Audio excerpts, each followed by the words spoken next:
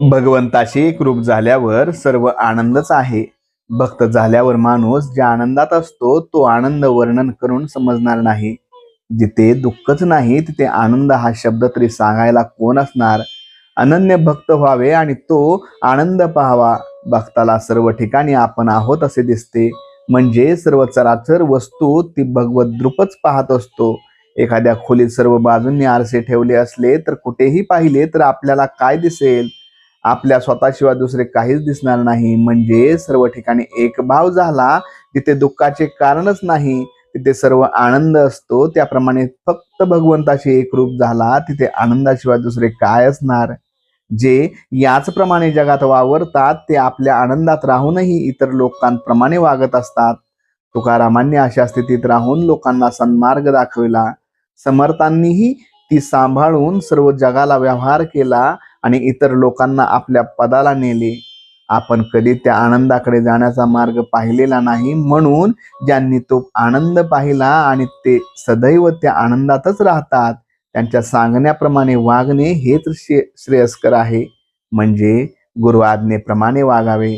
आपल्याला वाटाड्या भेटला म्हणजे त्याच्यापासून विश्वास ठेवून आपण चालतो, त्याप्रमाणे गुरुच्या वचनावर विश्वास ठेवून आपण वागावे. आपले हित होते. एखाद्या आंधळ्या माणसाने साखर समजून जर मीठ खाल्ले तर ते खारट लागल्यापासून राहणार नाही. त्याप्रमाणे आनंद मिळेल या कल्पनेने आपण विषयाची संगत धरली पण त्याच्यापासून दुःखच प्राप्त झाले. पुष्कळ वस्तू मिळाल्या तर ते पुष्कळ सुख मिळेल असे मानणे हा भ्रम आहे खरे. किंवा पुष्कळ सुख म्हणजे कायमचे सनातन सुख होय. ते सनातन वस्तूपाशीच म्हणजे भगवंतापाशीच असते. भगवंताचे आपण झाल्यास सुखी होऊ.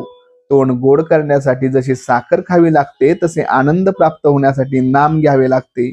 आपण प्रपंच दुसऱ्याचाच करतो, आपल्या करीतच नाही. एखाद्या शेतापेक्षा कुंपणालाच जास्त खर्च यावा याप्रमाणे आपण मूळ स्वरूपापेक्षा आपल्या उपाधीचीच जास्त आरास करतो.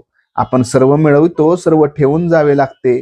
आपल्या फायद्याचे केले तरच आपला प्रपंच. भगवंताचे स्मरण तेवढाच आपला प्रपंच.